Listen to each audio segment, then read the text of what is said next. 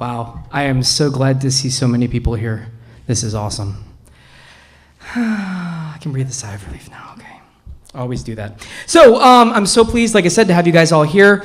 I'm reading off my phone tonight. This is lame, sorry. But I always have to thank people before I start talking about what we're doing. First off, I wanted to thank Pat Green, who is the manager of the Gallery at Avalon Island. He was very kind to help us acquire this space this evening. And thank you, Pat. I'm pointing at you. Okay. We really appreciate that. Obviously, I need to thank Ryan Rivas from Borough Press because he's just so good about all of this stuff. Shayna Anderson, of course, also and the rest of the Urban Think Foundation team, who again have always been super supportive of this reading series as part of the organization.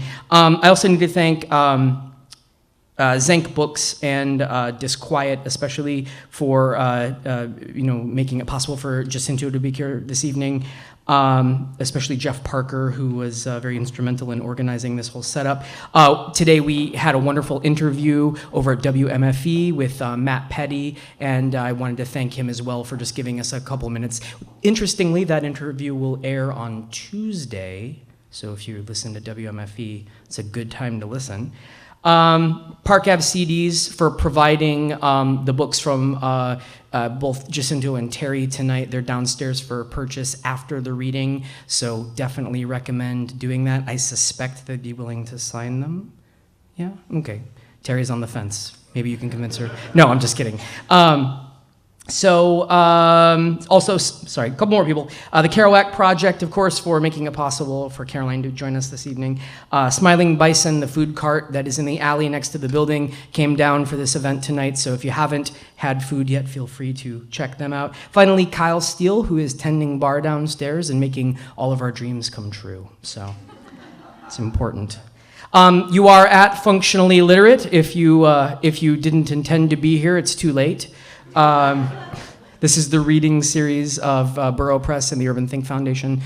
We are quarterly-ish, and I say that because we won't have another reading until March next year, but when we do have it, it's going to be really good. So I want to encourage you guys to check out our website, functionallyliterate.org. If you Google Functionally Literate, we are the second result after the Wikipedia entry on functional illiteracy. So definitely, you should read that first. I'm just gonna say that. That's probably, just do a quick, there's a quiz. Again, I wanted to thank everybody also that is here this evening. It's just wonderful to see all your faces. This is, again, a testament to how literate Orlando is. I always give a thought before the reading, so I'm going to do that. Lately, I've felt a raw thread of internationalism exploding from the fabric of my consciousness. This feeling began somewhat insanely when meeting a poet, Terry Whittock, who lived fewer than 30 miles from me for the first time in Lisbon. We had to go to Lisbon to meet each other. It continued on the same trip in places like the Fundação Luso-Americano, the Luso-American Foundation in Lisbon. It seemed the Portuguese, and perhaps all of Europe, were still willing to take the hands of Americans, this despite the fact that we essentially triggered this international financial disaster with the inability to rein in our financial institutions. The literary world is actually becoming quite small, and as people who have watched bookstores close and have heard that reading has decreased, which isn't true, or at least reading of so-called literary fiction, we may have noticed that the world is shrinking and how wonderful it is for us to look to either side of us and see our literary family also coming closer.